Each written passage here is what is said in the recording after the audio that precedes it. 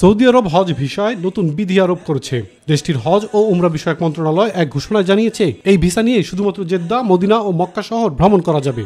ঘোষণায় বলা হয়, 2024 সালে হজের আনুষ্ঠানিকতায় অংশ নেওয়া তীর্থযাত্রীরা শুধু হজ ভিসা নিয়েই জেদ্দা, মদিনা ও মক্কা শহরে ভ্রমণ করতে পারবেন।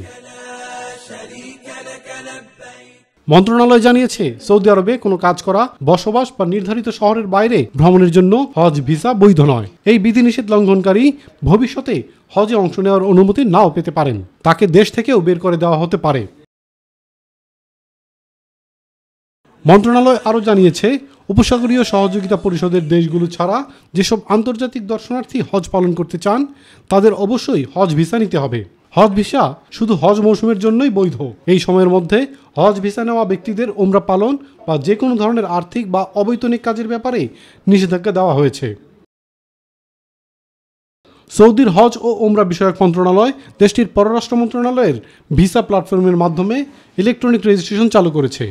হজ ভিসার আবেদনের জন্য ভিসা প্ল্যাটফর্মে লগ ইন করে উপযুক্ত পরিষেবা নির্বাচন ও প্রয়োজনীয় নথি জমা দিতে হবে।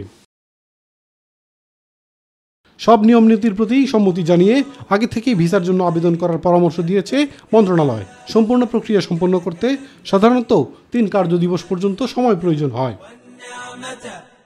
ইলিয়াস কমল, মাই টিভি।